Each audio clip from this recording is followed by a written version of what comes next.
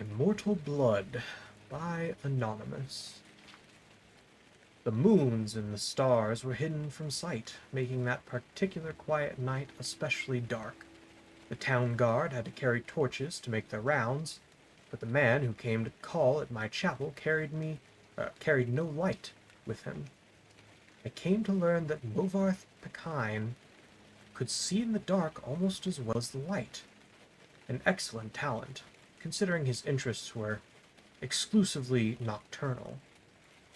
One of my acolytes brought him to me, and from the look of him, I at first thought he was in need of healing.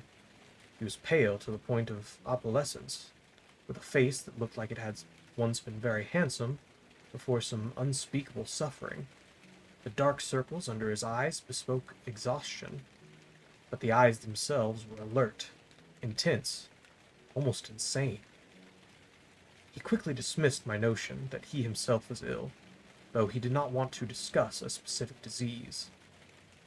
Vampirism, he said, and then paused at my quizzical look. I was told that you were someone I should seek out for help understanding it. Who told you that? I asked with a smile. Tessina Gray. I immediately remembered her, a brave, beautiful knight who had needed my assistance separating fact from fiction on the subject of the vampire. It had been 2 years, and I had never heard whether my advice had proved effective. You've spoken to her? How is her ladyship? I asked. Dead, Movarth replied coldly. And then, responding to my shock, he added to perhaps soften the blow. She said your advice was invaluable, at least for the one vampire. When last I talked to her, she was tracking another. It killed her. Then the advice I gave her was not enough, he sighed. Why do you think it would be enough for you? I was a teacher once myself, years ago, he said. Not in a university, a trainer in the Fighters Guild. But I know that if a student doesn't ask the right questions, the teacher cannot be responsible for his failure. I intend to ask you the right questions. And that he did, for hours.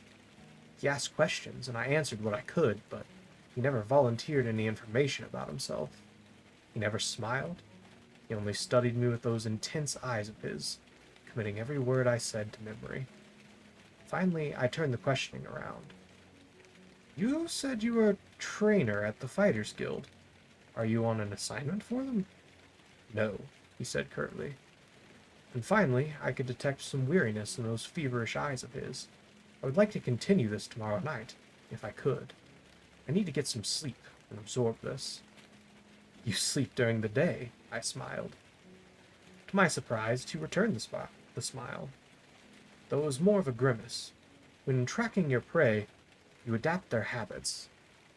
The next day, he did return with more questions, these ones very specific. He wanted to know about the vampires of eastern Skyrim.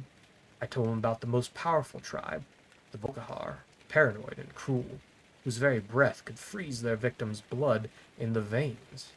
I explained to him how they lived beneath the ice of remote and haunted lakes, never venturing into the world of men except to feed. Movarth Pekine listened carefully and asked more questions into the night, until at least he was ready to leave. I will not see you for a few days, he said, but I will return and tell you how helpful your information has been. True to his word, the man returned to my chapel shortly after midnight, 4 days later. There was a fresh scar on his cheek, but he was smiling that grim but satisfied smile of his. Your advice helped me very much, he said. But you should know that the Volkihar have an additional ability you didn't mention. They can reach through the ice of their lakes without breaking it.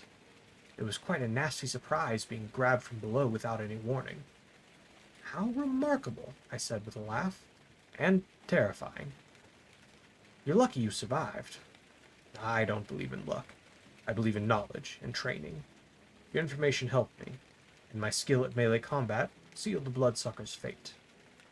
I've never believed in weaponry of any kind, too many unknowns. Even the best swordsmith has created a flawed blade. Do you know what your body is capable of?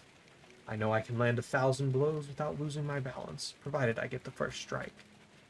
The first strike, I murmured. So you must never be surprised. That is why I came to you, said Movarth. You know more than anyone alive about these monsters and all their cursed varieties across the land. Now you must tell me about the vampires of northern Valenwood.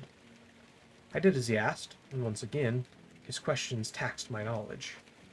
There were many tribes to cover, the Bonsamu, who were indistinguishable from Bosmer except when seen by candlelight, the Kirilth, who could disintegrate into mist, the Akef, who swallowed men whole, the dread Telboth, who preyed on children, eventually taking their place in the family, waiting patiently for years before murdering them all in their unnatural hunger. Once again he bade me farewell, promising to return in a few weeks, and once again he returned, as he said, just after midnight, this time. Movarth had no fresh scars, but he again had new information. You were wrong about the Kirith being unable to vaporize when pushed underwater, he said, patting my shoulder fondly. Fortunately, they cannot travel far in their mist form, and I was able to track it down. It must have surprised it fearfully. Your field knowledge is becoming impressive, I said. I should have an acolyte, like you decades ago. Now, tell me, he said, of the vampires of Cyrodiil. I told him what I could. There was but one tribe in Cyrodiil, a powerful clan who ousted all other competitors, much like the Imperials themselves had done. Their true name was unknown, lost in history, but they were experts at concealment. If they kept themselves well fed, they were indistinguishable from living persons. They were cultured, more civilized than the vampires of the provinces, preferring to feed on victims while they were asleep, unaware. It will be difficult to surprise, Movarth frowned, but I will seek one out and tell you what I learn. And then you will tell me of the vampires of High Rock, and Hammerfell, and elsewhere, and Blackmarsh, and Morrowind, and the Somerset Isles, yes? I nodded, knowing that this was a man on an eternal quest. He wouldn't be satisfied with but the barest hint of how things were. He needed to know it all. He did not return for a month, and on the night that he did, I could see his frustration and despair, though there were no lights burning in my chapel. I failed, he said, as I lit a candle. You were right. I could not find a single one. I brought the light up to my face and smiled. He was surprised, even stunned by the pallor of my flesh, the dark hunger in my ageless eyes, and the teeth. Oh yes, I think the teeth definitely surprised the man who could not afford to be surprised. I haven't fed in 72 hours, I explained as I fell on him. He did not land the first blow, or the last.